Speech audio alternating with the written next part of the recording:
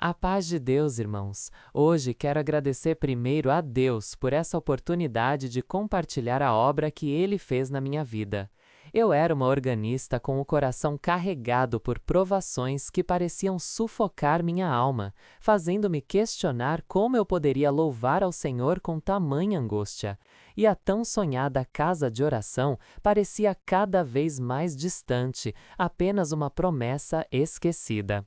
Minha fé estava sendo provada no limite e eu me perguntava: seria possível que, em meio a tanto desespero e com a promessa da nova comum estagnada, a glória de Deus pudesse se manifestar de forma tão poderosa a ponto de estremecer o salão e fazer o inário cair da minha mão? Se essa obra falar com o teu coração, fica ouvindo até o fim. Aquela pergunta martelava na minha mente como um sino desafinado. As noites eram um labirinto escuro de preocupações. Eu vivia de aluguel e o proprietário já havia dado o aviso. Não era o primeiro, mas parecia ser o mais definitivo. A cada mês, a pilha de contas crescia e o extrato bancário encolhia, apertando o cerco em volta da minha família. Eu me via muitas vezes sentada à mesa da cozinha, a luz fraca do abajur revelando a poeira nos móveis antigos, tentando fazer caber o pouco que tínhamos no muito que devíamos. Meu marido, um homem temente a Deus, fazia o que podia, mas as portas pareciam cerradas e o desemprego rondava como uma sombra fria. O mais doloroso, porém, não era só o aperto financeiro, mas a sensação de que minha alma estava sendo triturada por uma engrenagem invisível. Eu era organista na nossa comum, um privilégio, um chamado que eu sempre considerei a maior honra. Mas como poderia eu tocar o inário? Como poderia deixar as melodias sagradas fluírem pelos meus dedos quando meu próprio coração parecia uma pedra pesada, submersa na angústia? A cada nota, eu sentia um contraste abissal entre a beleza daquele louvor e a feiura da minha própria dor interna. Era como se minhas mãos estivessem no teclado do órgão, mas minha mente estivesse presa a um telefone tocando insistentemente, anunciando mais uma cobrança, mais um prazo se esgotando. Eu olhava para as irmãs e irmãos na casa de oração, via seus rostos serenos cantando o hino e me sentia um impostor, tentando esconder um vale de sombras dentro de mim, enquanto todos ali pareciam banhados pela luz. E como se não bastasse a dor em casa, havia a promessa da nova casa de oração. Ah, irmãos, como esperávamos por ela! O terreno estava comprado, as plantas prontas, mas a obra não avançava. Parecia que o canteiro, antes um símbolo de esperança, agora era apenas um lembrete melancólico de um sonho adiado, de uma promessa que a Irmandade tanto aguardava, mas que parecia se dissipar no ar. Era um edifício que se ergueria para a glória de Deus, um lugar para a Irmandade se reunir com mais conforto e espaço, para os jovens e menores terem um lugar digno para suas reuniões. Ver aquele terreno baldio com algumas marcações de concreto e nada mais doía na alma, como um espelho da minha própria vida, onde os alicerces estavam, mas a construção estava paralisada. Eu me pegava questionando a Deus, não com rebeldia, mas com a fragilidade de quem está no limite. Senhor, onde está a sua providência? Onde está o milagre que nos prometeu, tanto para a minha casa quanto para a sua? Essa dúvida, esse questionamento doloroso era a pior das provações, porque atacava a essência da minha fé. Eu precisava de uma confirmação, de um sinal, de um tremor que me fizesse crer que a sua glória ainda poderia se manifestar mesmo no mais profundo vale de lágrimas. Eu precisava ver o milagre. Desde o alvorecer, nossa casa era um quadro de serenidade, um eco dos louvores que eu derramava na casa de oração. O cheiro do café fresco se misturava ao perfume familiar do inário que eu folheava sobre a mesa da cozinha, as páginas amareladas sob a luz suave do sol que entrava pela janela. Meus filhos, ainda pequenos, tagarelavam sobre suas aulas e os ensinamentos da reunião de jovens e menores, enquanto meu esposo, com seu semblante calmo, lia o jornal, pontuando a manhã com uma palavra breve para guiar nossos passos. Era uma rotina que eu me esmerava em manter, um refúgio de aparente tranquilidade que eu me esforçava para proteger, convencida de que assim a bênção de Deus permaneceria sobre nós. Especialmente nas segundas-feiras, após o culto oficial do domingo, eu sentia uma renovação na alma. O toque das teclas do órgão ainda ressoava em meus dedos, e a melodia dos hinos, que eu havia entoado com toda a unção, preenchia os cantos da casa, mesmo que em silêncio. Minha dedicação não se resumia apenas ao púlpito. Eu me entregava à obra, preparando as crianças para as reuniões, visitando as irmãs enfermas com o grupo da Obra da Piedade e sempre com o véu singelo e o sorriso no rosto que a Irmandade tanto prezava. Era a vida que eu sonhei, uma vida de serviço e fé, e eu cria, com toda a minha força, que Deus estava no controle de cada detalhe. No entanto, como um fio de névoa fina que, teimosamente, começava a se enroscar na alma nas horas mais quietas, algo parecia se mover sob a superfície da minha paz. Era um cansaço que eu não conseguia identificar, uma exaustão que pesava mais do que as horas de trabalho e dedicação. Meu sorriso, que antes brotava tão naturalmente, por vezes exigia um esforço consciente para ser sustentado, como se os músculos da face estivessem cansados de manter a mesma expressão de alegria e confiança inabalável. No silêncio da noite, quando as crianças já dormiam um sono profundo e meu esposo repousava ao meu lado, um vazio gelado ocasionalmente me apertava o peito. Eu ignorava, me esforçava para orar em pensamento, para me focar na próxima reunião, nos próximos hinos que eu deveria tocar. Murmurava mentalmente versículos da palavra, tentava afastar aquela sensação estranha, mas ela era persistente, como uma melodia melancólica que se recusava a ser silenciada, mesmo na fortaleza da minha fé. Eu me via dividida entre a organista que todos conheciam e a mulher que, internamente, começava a sentir o peso de uma angústia sem nome. Cada olhar de admiração que recebia na casa de oração, cada palavra de elogio sobre a família abençoada que formávamos, era um tijolo a mais na parede que eu construía ao redor da minha alma. Era uma barreira para que ninguém, absolutamente ninguém, visse as rachaduras que, lentamente, começavam a se formar por dentro, ameaçando desabar toda a imagem de perfeição que eu havia construído. A pressão de ser a irmã organista, o espelho de fé para muitos na pequena comum, era imensa. Eu tinha medo de falhar, não apenas com Deus, mas com as expectativas que a Irmandade depositava em mim. Aquele receio se tornou um fardo, uma carga invisível que carregava sobre os ombros e que parecia pesar mais que o véu sagrado que cobria minha cabeça nos momentos de oração. Eu me questionava se Deus, em sua infinita misericórdia, ainda enxergava meu coração como um vaso puro e disposto, ou se a minha máscara de perfeição estava, de alguma forma, obscurecendo a verdadeira devoção.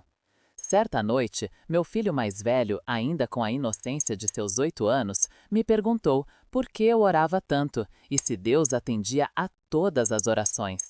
A pergunta simples, feita com olhos curiosos, me atingiu com uma força inesperada, como uma flecha certeira. Por um instante, senti o ar faltar em meus pulmões e as palavras se recusaram a sair. Eu apenas sorri com dificuldade, o abracei apertado e murmurei, com a voz um tanto embargada, que Deus sempre ouve meu filho e no seu tempo ele responde. Mas aquela conversa ecoou em minha mente por dias, levantando questionamentos que eu não queria enfrentar. Quando meus dedos deslizavam sobre as teclas brancas e pretas do órgão na casa de oração, parecia que a melodia me envolvia num casulo de paz, uma fuga temporária daquela inquietação. A unção descia e eu sentia a presença de Deus de forma palpável. Mas até mesmo ali, naqueles instantes de louvor, por vezes um acorde desafinado na minha alma parecia ressoar, um lamento silencioso que eu esperava que ninguém, além de mim, pudesse ouvir. O contraste entre a melodia gloriosa que eu produzia e a desarmonia em meu espírito era um abismo que eu não ousava sequer olhar. A Irmandade, com seu carinho e a simplicidade de suas palavras, me cercava e eu retribuía com a maior sinceridade que conseguia reunir. Partilhávamos de momentos de alegria nos cultos, nas visitas mútuas e na ajuda para com a obra da piedade. Eu me sentia parte de algo grandioso, uma família na fé. Mas a solidão da minha própria alma, essa eu carregava em segredo, sem forças para confessar as lutas que se travavam em meu interior. A tormenta a que me referia não tinha nome, não tinha rosto, mas era um pressentimento, uma sombra que se alongava a cada dia um pouco mais sobre o meu coração, e eu não sabia como ou se conseguiria detê-la. Aquele mês que se seguiu ao nosso ato de fé e caridade, quando entregamos todas as nossas economias para o irmão da lavoura, começou a desenhar uma nova realidade em nosso lar. Não que sentíssemos falta imediata do dinheiro, pois vivíamos com simplicidade, confiando na providência. Mas a reserva, aquela pequena segurança que nos trazia tranquilidade para qualquer imprevisto, simplesmente não existia mais. Eu sentia um vazio que antes não havia na conta bancária, e embora tentasse não pensar nisso, uma sombra sutil de preocupação pairava, especialmente quando meu esposo passava noites em claro refletindo, eu sabia, sobre como suprir o que havíamos doado com tanto amor. A verdadeira necessidade, aquela que nos faria cambalear, não tardou a se apresentar. Um dia, voltando de uma reunião de jovens e menores, eu senti um cheiro de mofo forte vindo do teto da cozinha. Olhei para cima e vi uma mancha úmida escura que se espalhava rapidamente. Uma tubulação antiga havia estourado e a água escorria sorrateiramente por trás da laje, ameaçando toda a estrutura da nossa casa. Era uma reforma urgente e inadiável que exigiria um montante que simplesmente não tínhamos mais. Meu coração apertou. Olhei para meu esposo, cujos olhos já denunciavam a aflição, e vi a culpa silenciosa em seu olhar, embora soubesse que ele agira com a melhor das intenções ao ajudar o irmão. Ele começou a procurar soluções. Eu ouvia ao telefone conversando com conhecidos, tentando arranjar algum empréstimo pequeno, mas as portas pareciam se fechar. As dívidas já contraídas pelo irmão da lavoura, que demoraria a render frutos, pesavam como uma pedra em nossas costas. Foi então que, em uma dessas conversas com um antigo colega de trabalho, um homem muito perspicaz no mundo dos negócios, mas que não frequentava a nossa comum, surgiu o que, à primeira vista, parecia uma tábua de salvação. Existe um tipo de investimento, irmão, disse o homem para meu esposo, com um retorno rápido, quase garantido. Nada de grande volume, mas o suficiente para tirar vocês do aperto e ainda fazer um lucro para reconstruir a reserva. Meu esposo me contou sobre essa proposta à noite, com um brilho de esperança nos olhos que eu não via há semanas. Era um investimento em commodities agrícolas, algo que parecia familiar à nossa realidade de um povo que vive do campo, mas que operava com a lógica do mercado financeiro e não da lavoura. Não era algo que eu compreendesse bem, mas a promessa de um dinheiro rápido para consertar o teto e respirar de novo me seduziu. Ele me mostrou alguns gráficos e planilhas que o tal colega havia enviado. Pareciam complexos, cheios de números e projeções, mas o resultado final era sempre uma linha ascendente. O homem explicou que era uma questão de timing, de saber o momento certo de aplicar e retirar o dinheiro. Meu esposo, com seu coração grande e sua mente voltada para prover, viu ali uma forma honrosa de recuperar o que havíamos doado e até de abençoar o irmão da lavoura com o apoio extra, se a coisa desse certo. Aquela noite, oramos juntos. Eu pedi a Deus que nos guiasse, que abrisse a porta certa. Eu sentia no fundo da alma um calafrio, um toque de apreensão, como um alerta espiritual muito sutil, quase inaudível, mas o desejo de resolver a situação do teto e de aliviar o fardo do meu esposo era maior. Ele transferiu uma pequena quantia, o restante de um fundo de emergência que havíamos guardado para uma viagem que nunca aconteceu, para iniciar esse investimento. Aquela era a segunda semente, plantada não mais com a pura caridade, mas com uma necessidade latente e uma busca ainda que justificada por uma saída rápida. Mal sabíamos que estávamos dando o primeiro passo para um caminho escorregadio, onde a cada solução encontrada, um problema maior se aninhava, como uma teia que se fechava devagar ao redor da nossa fé. Eu tentei, com todas as minhas forças, manter o controle. Cada cálculo que eu fazia à noite, no silêncio do meu quarto, enquanto meu esposo dormia ao lado, me levava a um buraco mais profundo. As ligações começaram a vir, números desconhecidos que eu rapidamente silenciava. As faturas, antes abertas com curiosidade, agora eram rasgadas antes mesmo que meu olhar pudesse se deter nos números.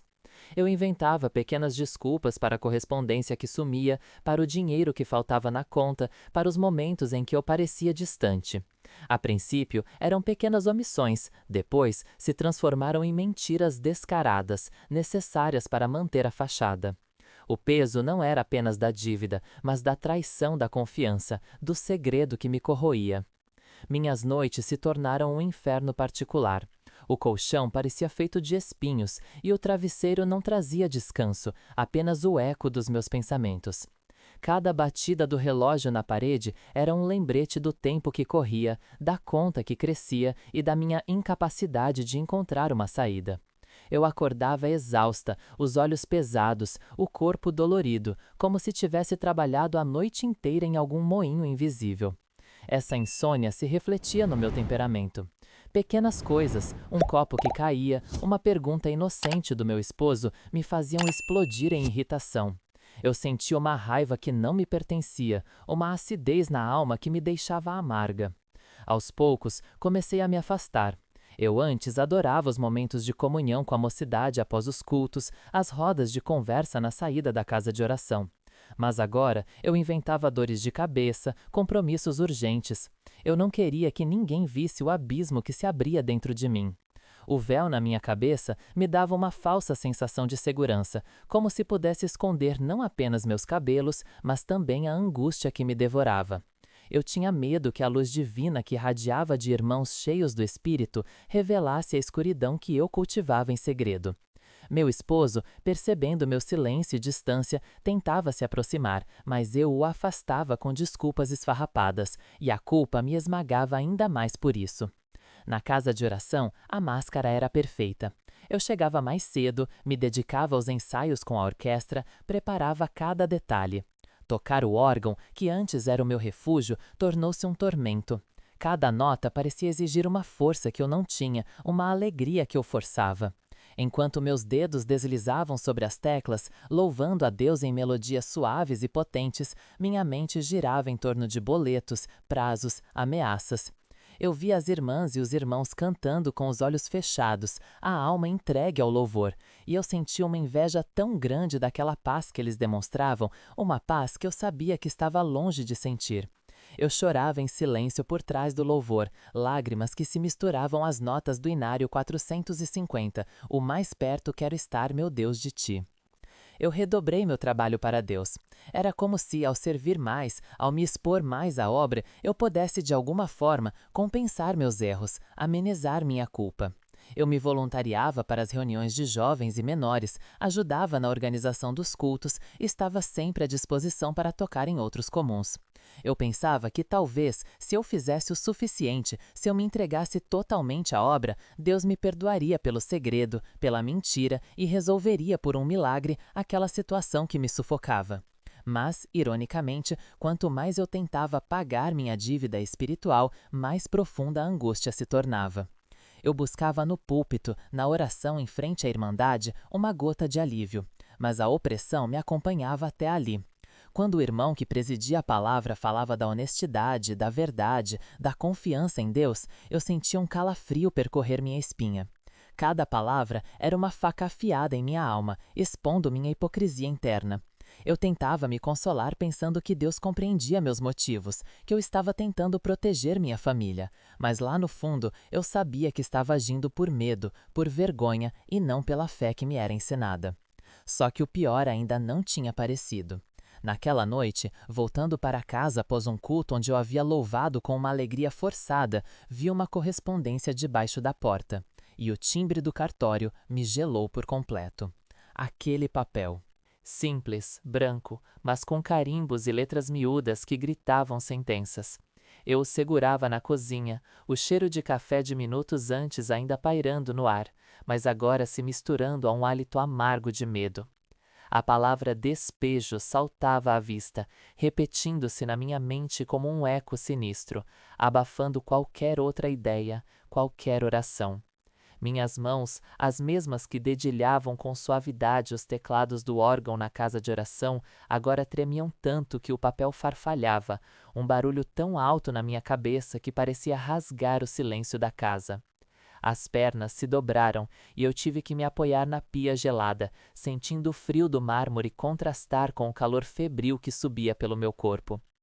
Eu via o mundo ruir, não em pedaços dramáticos de concreto e poeira, mas numa implosão silenciosa dentro de mim. O abismo que eu vinha tentando cobrir com sorrisos forçados e a paz de Deus sussurrados se revelou em toda a sua profundidade. Não era mais uma questão de arranjar o próximo mês. Era o fim da linha, a rua, a vergonha exposta para todos verem. A sensação era de que cada fibra do meu ser estava sendo esticada até o limite, uma corda prestes a arrebentar. A falta de ar chegou sem aviso, como um punho invisível apertando meu peito, e eu tentava sugar o oxigênio, mas ele parecia rarefeito, pesado demais para entrar nos meus pulmões. As lágrimas, antes um rio escondido, agora jorravam, quentes e incontroláveis, embaçando a visão daquele aviso fatal. E, como se a dor daquele momento não bastasse, uma vozinha doce e inocente rompeu o silêncio da cozinha. Mãe, você está chorando? Era minha filha pequena, o olhar curioso e depois preocupado fixo em mim. Eu tentei secar o rosto rapidamente, dobrar o papel, mas já era tarde. Seus olhos grandes, límpidos e sem malícia pousaram no documento. Ela não podia ler, mas a tensão no meu corpo, a minha face desfigurada pelo pranto, a cor fria e ameaçadora do carimbo oficial, tudo comunicava uma ameaça que ela não compreendia, mas sentia. Naquele instante, não vi pena em seus olhos, mas uma confusão dolorosa, quase uma decepção por ver a mãe, seu porto seguro, desmoronando daquela forma. A imagem da minha filha me vendo tão fraca, tão quebrada, foi um golpe mais forte que qualquer intimação. Eu era a organista, a irmã que estava sempre sorrindo na casa de oração, que preparava o inário com tanto carinho. Como eu podia estar ali, à beira da ruína, sem ter como proteger o meu lar, a minha família? A noite chegou, e com ela o frio cortante da solidão, mesmo com a família ao redor. Eu me recolhi ao quarto, o papel do despejo escondido sob o colchão, como um monstro que eu tentava silenciar, mas que continuava a roer minhas entranhas. Cada ranger da madeira do assoalho, cada vento que batia na janela parecia um prenúncio do que viria. O inário que eu havia visto na estante parecia me julgar. As notas de cada louvor, de cada súplica, pareciam fugir da minha memória, substituídas por um zumbido constante de fracasso. Eu me sentia uma hipócrita, cantando louvores de livramento e confiança em Deus, enquanto meu próprio mundo desmoronava sob meus pés. A casa de oração, que era meu refúgio e minha alegria, parecia agora distante, como um oásis inalcançável no meio do deserto que se tornara minha vida. Naquela escuridão do quarto, a dor física da exaustão se juntava à dor da alma, uma angústia que me puxava para um poço sem fundo. Eu fechei os olhos, pedindo que amanhã não chegasse, que o tempo parasse, que Deus de alguma forma revertesse aquele destino cruel. Mas o silêncio era a única resposta, um silêncio pesado, carregado de desespero. Eu sabia que havia irmãs e irmãos que oravam por mim, pela minha família, mas naquele vale parecia que nenhuma voz chegava até o trono. Eu estava só, à mercê daquele abismo que agora se revelava por completo, pronto para me engolir junto com tudo o que eu amava. Aquele Isaías 41:10 foi um bálsamo que a voz do ancião me entregou, sim, mas a dor no peito ainda estava lá, uma opressão que parecia sugar o ar dos meus pulmões. As palavras ecoavam, trazendo um vislumbre de paz, mas o relógio não parava. O dia seguinte se anunciava com as mesmas nuvens cinzentas sobre minha cabeça. Lembro-me de sair da reunião de jovens e menores como se caminhasse sobre nuvens pesadas. Cada passo era um esforço, cada pensamento um fardo. Eu sabia que precisava ir ao culto oficial no dia seguinte, mas a força me faltava. O desejo de me esconder de tudo e de todos era quase irresistível. Porém, algo dentro de mim, uma centelha que o Espírito acendeu com a palavra, me impulsionava. Era um chamado silencioso, uma voz que sussurrava que havia mais para mim na casa de oração. Eu me forcei a ir. Aquela manhã parecia arrastar-se. Cada raio de sol que penetrava pela janela do meu quarto parecia zombar da escuridão em minha alma. Vesti-me sem ânimo. Os dedos tremiam ao amarrar o véu sobre a cabeça. Um gesto tão familiar que naquele dia pareceu um ato de fé em si mesmo. Ao chegar à comum, o suave murmúrio da irmandade preenchia o ambiente. O cheiro de madeira antiga e a quietude reverente eram como um abraço familiar. Encontrei um lugar nos bancos laterais, perto da janela, onde a luz do sol formava um quadro no chão polido, e me deixei afundar. Não queria sentar no órgão hoje. Eu só queria ser uma entre tantos, me misturar. Quem sabe assim a dor se diluiria um pouco. Vi algumas irmãs me cumprimentando com a paz de Deus, seus olhares carregados de carinho, sem saber o vendaval que rugia dentro de mim. A orquestra começou a se preparar, os instrumentos afinando, cada nota um prelúdio para a visitação que eu desesperadamente precisava. Quando o ancião se levantou para anunciar o hino, meu coração estava em suspense. Ele pediu o hino 368, Em Ti Confio, Senhor. Aquele hino! Suas palavras, em Ti confio, Senhor, meu Deus, Tu és meu protetor. E em Ti, sim, confio, Jesus, em Ti confio, ó Salvador. Subiram como um clamor. Era como se a melodia me arrancasse do torpor, cada irmão cantando à minha volta, e eu sentia que cada voz era uma oração, cada verso uma verdade que eu precisava agarrar. As lágrimas escorriam livremente pelo meu rosto, molhando as páginas do inário que segurava com as mãos trêmulas. Não eram lágrimas de desespero, mas de um alívio súbito, a constatação de que, apesar de tudo, eu não estava sozinha naquele barco. Depois do hino, veio a palavra.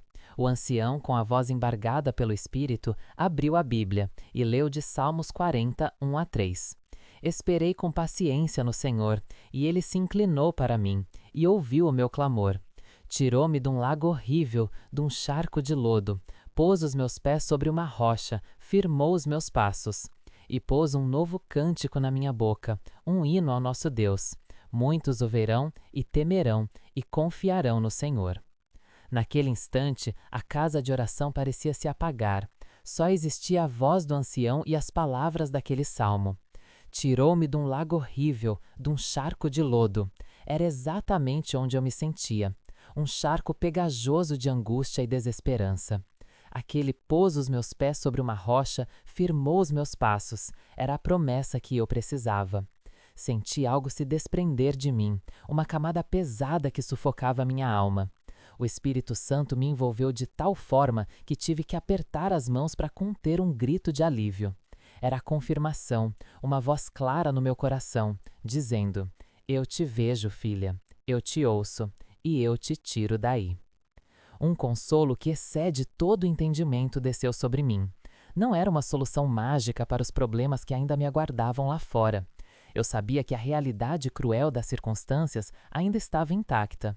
As contas, as preocupações, o medo do amanhã, nada disso havia sumido do meu horizonte quando abri os olhos novamente após a oração final. Mas algo fundamental havia mudado em mim. A esperança havia reacendido. Não era mais uma esperança vã, mas uma certeza que brotava da palavra, uma rocha invisível, mas palpável, sobre a qual meus pés vacilantes agora poderiam repousar. Eu tinha o consolo. Agora só faltava entender como aquela rocha me levantaria do lodo. A palavra daquela noite tinha sido como uma espada, cortando as amarras do meu orgulho e do meu medo. Saí da casa de oração com a alma lavada, na certeza de que Deus estava ali, comigo, me chamando para a libertação. Contudo, a cada passo rumo à casa, o peso da confissão voltava a se fazer sentir. A ideia de pronunciar aquelas palavras, de ver a reação no rosto do meu esposo, me gelava. A vergonha era um manto pesado que eu carregava, e desnudá-la parecia mais doloroso do que o próprio segredo. Meu estômago apertava, as mãos suavam e o coração batia descompassado. Cheguei em casa e o encontrei na sala, lendo a Bíblia. A paz em seu rosto contrastava cruelmente com a tempestade que eu carregava. Sentei-me ao seu lado, mas a distância entre nós, construída pelo meu silêncio, parecia imensa. Ele percebeu algo, seus olhos me fitaram com preocupação. Aconteceu alguma coisa, meu amor? Ele perguntou, a voz suave. As palavras estavam presas na garganta, um nó apertado. Tentei começar, mas a voz não vinha, apenas sussurros embargados pelas lágrimas quentes e descontroladas. Meu rosto ardia de vergonha, meu corpo tremia. O medo do julgamento, de ver o amor em seus olhos transformar-se em decepção, parecia me consumir. Mas a palavra de Deus ecoava no meu espírito: não temas, porque eu sou contigo. Com um esforço sobre-humano, entre soluços e pausas desesperadas, comecei a contar. Falei de cada detalhe, de cada engano, daquele abismo que eu vinha escondendo. Ele ouvia em silêncio, a expressão no seu rosto uma mistura de choque e dor. Vi seus olhos se arregalarem, seu corpo enrijecer. Naquele instante, pensei que tudo estava perdido. Minha alma clamava por misericórdia. O silêncio que se seguiu pareceu uma eternidade. Então, ele fez o que eu menos esperava. Abriu os braços e me puxou para um abraço forte e apertado. Senti o calor do seu corpo e desabei. As lágrimas, antes de vergonha, agora eram de alívio e gratidão. Ele me segurava firme e sua voz, embargada, sussurrou: juntos, meu amor, juntos vamos superar isso, pela graça de Deus, não estás sozinha. Naquele abraço, senti a primeira rachadura no muro que o segredo havia erguido entre nós. Era o amor de Deus se manifestando através dele. Ainda com o coração machucado, mas um pouco mais leve, soube que a obra não estava completa. Deus havia me impulsionado a dar o primeiro passo e era preciso ir além. No dia seguinte, fiz contato com um dos anciãos da nossa comum, pedindo para conversar. A cada minuto de espera, a tensão crescia, mas agora misturada com uma fé renovada. Quando cheguei ao pequeno escritório na casa de oração, o ancião me recebeu com a paz de Deus e um olhar sereno. A dificuldade em falar já não era tão intensa. O Espírito Santo havia preparado o caminho. Ainda assim, a voz falhou e as lágrimas ameaçaram vir. Mas desta vez, a cada palavra, sentia o fardo se desprendendo. Compartilhei toda a minha aflição sem esconder nada. Ele ouviu atentamente, com paciência e sabedoria. Não vi julgamento, mas compaixão e auxílio. Quando terminei, falou com doçura, citando a palavra e lembrando-me da infinita misericórdia de Deus e da importância da confissão. Em seguida, convidou-me a orar. Ali, com a voz embargada e a alma prostrada, senti a unção do Espírito Santo. Sua oração foi um bálsamo, pedindo a Deus perdão, força e guia. Senti a união da Irmandade em espírito, a força daquela oração subindo ao trono da graça. Ao final, levantei-me como se um peso imenso tivesse sido tirado dos meus ombros. O segredo, aquele monstro que me aprisionou por tanto tempo, estava quebrado. Eu o havia trazido à luz, à presença de Deus e da sua obra, e agora ele não tinha mais poder. Pela primeira vez, senti a verdadeira liberdade. A humilhação da confissão foi grande, sim, mas a exaltação da alma, o alívio da retidão, era infinitamente maior. Deus havia me mostrado que a confissão sincera é o primeiro passo para a cura e restauração. E eu sabia que a obra dele não terminava ali, mas estava apenas começando. A paz de Deus, irmãos. Hoje, quero agradecer primeiro a Deus por essa oportunidade de compartilhar a obra que ele fez na minha vida. A partir do dia em que o ancião esteve em nossa casa, trazendo a palavra de consolo e acionando o coração da irmã que nos alugava o imóvel, uma brisa suave de esperança começou a soprar em nosso lar. Ela, com a voz embargada pela compaixão, confirmou que nos daria um tempo precioso, um fôlego, para que pudéssemos organizar nossa vida sem o pavor iminente do despejo. Aquela notícia, que antes parecia um sonho inalcançável, agora era uma realidade, um bálsamo para a ferida aberta em nossa alma. Naquela mesma semana, a providência divina se manifestou de forma ainda mais tocante. Bateram à nossa porta e era uma irmã comum, trazendo consigo não só um envelope com uma oferta generosa da obra da piedade, mas também uma cesta de alimentos que parecia encher nossa despensa, até então quase vazia, com a própria abundância do céu. As lágrimas escorriam pelo meu rosto ao ver os pacotes de arroz, feijão, o pão fresco e os legumes, algo que para muitos é tão comum, mas para nós, naquele momento, era a prova viva de que Deus não nos havia esquecido. Esses primeiros gestos de amor abriram as comportas do meu coração para ver que o Senhor estava agindo. Os dias que se seguiram foram pontuados por essas manifestações de carinho e cuidado. Não era apenas uma ajuda pontual, mas um constante fluir de benevolência. Lembro-me de certa tarde, enquanto eu tentava esticar o pouco que tínhamos para fazer o jantar, ouvi batidas leves na porta. Era outra irmã, com os olhos marejados de amor, trazendo uma sacola com roupas para as crianças, algumas peças de inverno que eu nem sabia como iria comprar. Ela disse: "O Senhor me tocou para trazer isso, irmã. Ele conhece a sua necessidade." Aquele casaco quentinho para minha filha pequena, eu segurei-o e senti a maciez do tecido, mas mais que isso, senti a mão de Deus me aquecendo por dentro. As pequenas portas que haviam sido mencionadas pelo ancião começaram a se abrir de maneiras inesperadas para meu esposo. Ele, que vinha carregando um fardo tão grande e lutando internamente com as próprias provações que o haviam desviado por caminhos escuros e pesado em nossas finanças, começou a encontrar trabalhos extras. Não eram empregos fixos, mas pequenos serviços de manutenção, consertos em casas, ajudas em construções que surgiam quase que diariamente. Eram valores pequenos, sim, mas que, somados, faziam uma diferença imensa.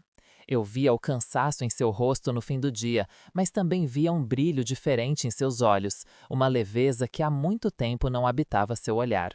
Ele vinha para casa e, com uma simplicidade que me comovia, dizia: "Hoje Deus providenciou, meu amor, conseguimos comprar o leite." E eu sabia que aquela providência não era apenas para o pão material, mas para a libertação progressiva de seu coração daquela opressão que o prendia. O Senhor estava, com sua infinita misericórdia, removendo os espinhos de seu caminho e dando-lhe forças para se reerguer dia após dia, com dignidade e com fé renovada. No púlpito, durante os cultos, mesmo com meu coração ainda em processo de cura, a cada hino que eu tocava, sentia a orquestra soar como um clamor ao céu. E parecia que Deus respondia com notas de esperança. Os irmãos, ao final das reuniões, se aproximavam, e não apenas com palavras de ânimo. Um dia, um irmão com quem nunca tive muito contato veio até mim, apertou minha mão e discretamente deixou um envelope. "Deus te abençoe, irmã", ele disse, e se afastou antes que eu pudesse agradecer devidamente. Ao abrir o envelope em casa, encontrei uma quantia que cobria exatamente uma das contas de luz atrasadas que me tiravam o sono. Não era coincidência, era a mão de Deus agindo em cada detalhe, em cada coração. Ainda tínhamos dívidas pesadas, principalmente com uma antiga loja de materiais de construção, onde havíamos comprado coisas parceladas há tempos. Eu rezava fervorosamente, pedindo ao Senhor uma saída. Certa tarde, o telefone tocou. Era um número desconhecido. Hesitei em atender, com medo de mais uma cobrança agressiva. Mas algo me impulsionou. Do outro lado da linha, uma voz cordial se apresentou como representante da loja e, para minha surpresa, ofereceu uma proposta de negociação que parecia irreal. Eles estavam dispostos a perdoar uma parte significativa do montante e parcelar o restante de uma forma que, pela primeira vez em meses, parecia alcançável. Eu quase não conseguia falar, tamanha emoção. Ali estava a resposta às minhas orações, um milagre financeiro que eu não teria como orquestrar por conta própria. Minha fé, que por tanto tempo havia sido apenas um fio tênue, agora se enraizava e crescia a cada nova manifestação da glória de Deus. Não era um fim mágico para todas as minhas provações, longe disso. A casa de oração continuava sendo meu refúgio, meu porto seguro. Lá, entre as notas do inário e as palavras dos irmãos, eu sentia o Senhor me moldando, me fortalecendo para o que viria. Cada pequeno livramento, cada porta aberta, cada ajuda inesperada era um degrau na escada da fé, me preparando para a obra maior que o Senhor ainda haveria de fazer. Era um processo, doloroso por vezes, mas cheio da certeza de que o desamparador nunca nos deixaria. Foi como se um raio de glória tivesse atravessado meu ser naquele momento, desfazendo em segundos toda a amargura que ainda podia haver escondida nos cantos da minha alma. Meus joelhos tremeram e as lágrimas que antes eram de desespero abafado, agora eram de pura adoração e louvor. Recolhi o inário do chão, as mãos ainda trêmulas, o coração transbordando, e vi irmãs e irmãos chorando na comum, tocados pela mesma glória, pela mesma certeza da presença de Deus. Era um mover do Espírito Santo tão palpável, tão real, que a casa de oração inteira parecia vibrar. O ancião, com a voz embargada, mal conseguia continuar. Ali, naquele púlpito, senti o abraço de Deus, confirmando que a obra dele era completa e perfeita. Naquela mesma semana, vi com os meus próprios olhos as máquinas e os homens chegando ao terreno da nova casa de oração. Cada pilar que subia, cada tijolo que era assentado, era um testemunho vivo do que Deus havia prometido e agora estava cumprindo. Acompanhávamos a obra, a mocidade se reunia para ajudar na limpeza do terreno, na organização dos materiais, um fervor, um amor pela obra que jamais tinha visto em nossa cidade. O som das marretas, das betoneiras, o cheiro de cimento e terra molhada, tudo parecia música aos meus ouvidos, a sinfonia de um milagre se concretizando. Via o teto sendo erguido, as paredes recebendo a pintura, os vitrais sendo instalados, e a cada etapa sentia meu coração se encher de mais e mais gratidão. 1 ano se passou e a nossa nova casa de oração estava pronta. Não era apenas um prédio novo, era um monumento à fidelidade de Deus, imponente, um farol de luz no coração da cidade, chamando todos a contemplar a sua grandiosidade. Chegou o dia da dedicação, o sol parecia mais brilhante, o ar mais leve e uma alegria indescritível preenchia a todos. Quando me sentei ao órgão novo, cuidadosamente escolhido e instalado no meu lugar de honra no púlpito, e olhei para aquela multidão de irmãs e irmãos, a comum lotada, o coração parecia explodir de gratidão. Coloquei meu véu com reverência e senti a paz me envolver de uma maneira única. As primeiras notas do hino 342, Riquezas Mil da Graça, encheram o ambiente da nova casa de oração. Não era mais a organista com o coração em pedaços, escondendo um segredo, carregando um fardo de dores. Era uma serva liberta, louvando com cada fibra do meu ser, com uma voz que saía da alma. A melodia era pura, as mãos leves, e cada nota ressoava como um aleluia. Lembrei das noites escuras, dos gemidos abafados no meu quarto, da solidão em meio à multidão, do desespero silencioso. E ali estava eu, no púlpito de uma casa de oração novinha, obra das mãos do Altíssimo, com um coração novo, cantando e tocando com alegria. A paz de Deus, que excede todo o entendimento humano, não só preencheu a casa de oração, mas inundou o meu lar, cada canto da minha vida. As risadas dos meus filhos voltaram a ecoar sem a sombra da preocupação. As noites eram de sono tranquilo, sem pesadelos de despejo ou cobranças. Aquela opressão no peito, as taquicardias, a dor de cabeça constante que me acompanhavam nos dias de angústia, tudo se foi como o orvalho da manhã quando o sol desponta. Minha saúde, que parecia se esvair com a tristeza, foi restaurada pelo poder de Deus. As correspondências que antes traziam temor e pânico, agora traziam alívio e confirmação. cada carta recebida, confirmando a quitação de uma dívida, o nome limpo que parecia impossível, era um selo do amor e da providência de Deus. Ver meu nome sem aquela mancha que me envergonhava e me fazia sentir um fracasso era uma liberdade indescritível. Não havia mais nada a esconder, nada a temer. Minha vida financeira, antes um caos, agora era organizada e abençoada pela graça de Deus. Voltei a congregar não por obrigação ou por um costume que precisava ser cumprido, mas por puro amor e gratidão. Cada oração, cada louvor no órgão, cada palavra da palavra dita no púlpito pelo ancião era alimento para minha alma sedenta. A Irmandade, que em seu amor me sustentou sem saber a profundidade da minha dor, era agora uma família com quem eu celebrava a fidelidade e a bondade de Deus em cada culto oficial, em cada reunião de jovens e menores. Como eu poderia ter duvidado? Como pude me esquecer que o Deus que abriu o Mar Vermelho, que fez pão cair do céu no deserto, ainda opera milagres em pleno século XXI? Da mulher que cogitava tirar a própria vida para fugir da vergonha e do sofrimento, que via a geladeira vazia e o aviso de despejo na porta, Deus levantou uma serva para testemunhar seu poder.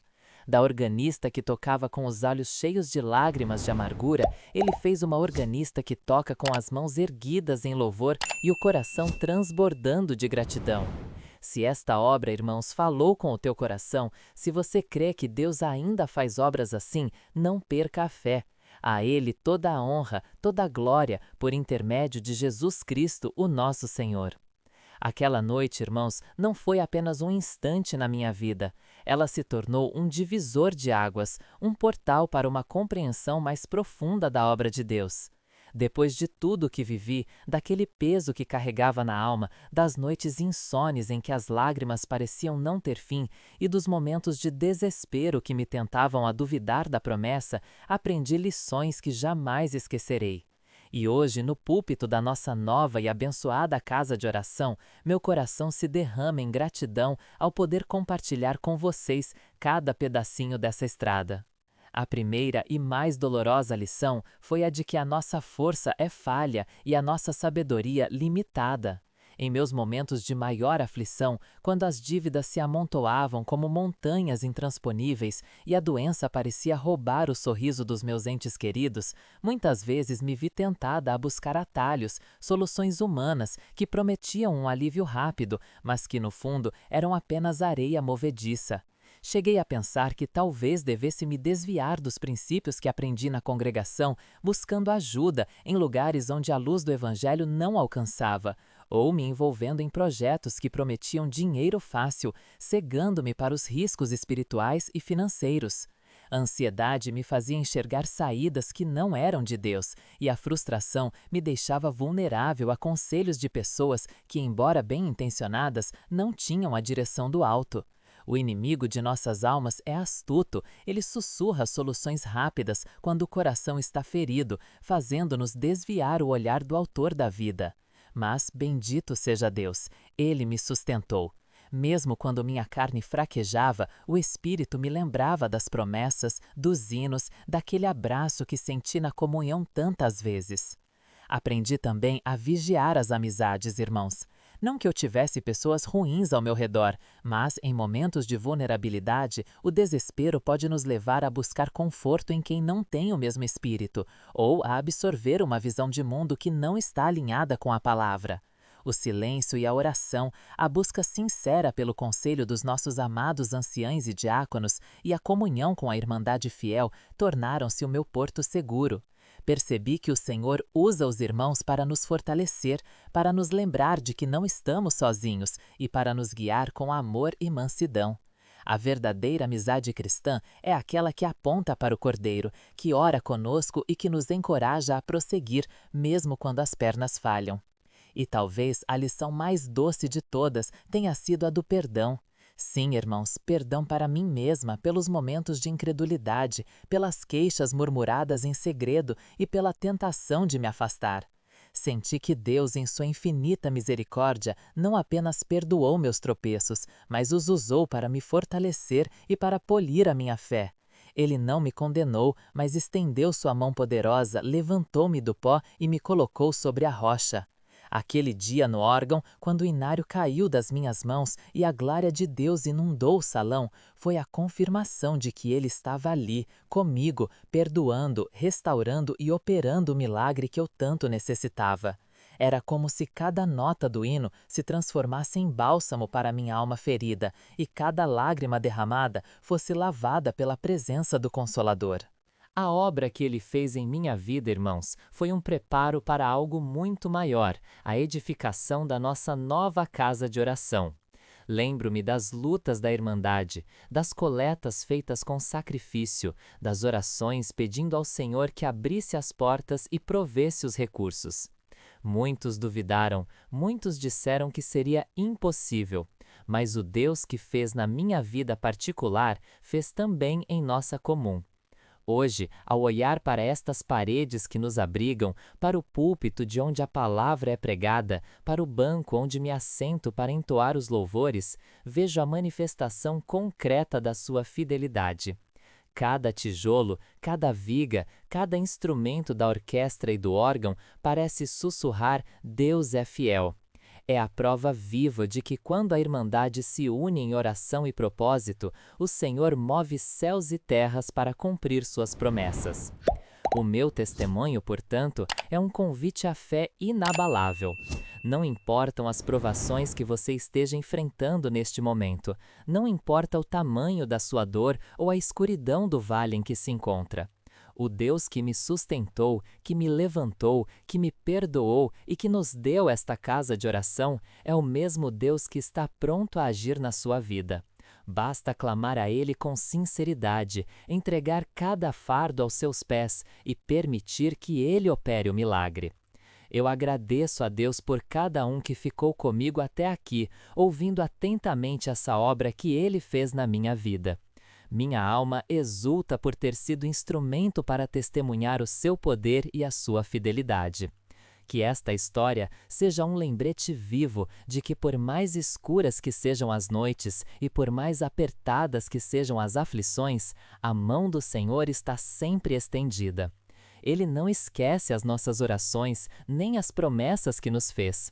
A nossa parte é apenas perseverar na fé, entregando cada dor e cada fardo aos pés do Cordeiro, pois é no silêncio da nossa humilhação que Ele opera os maiores milagres. Se essa obra falou ao teu coração e você sentiu a presença de Deus, deixa aqui nos comentários um "A paz de Deus", para que possamos juntos sentir a união do seu espírito. E se você deseja se fortalecer ainda mais na fé e ouvir outras maravilhosas obras que o Senhor tem realizado na vida da Irmandade, continue acompanhando este canal, pois o Deus que fez na minha vida pode e faz na sua também. Glória a Deus!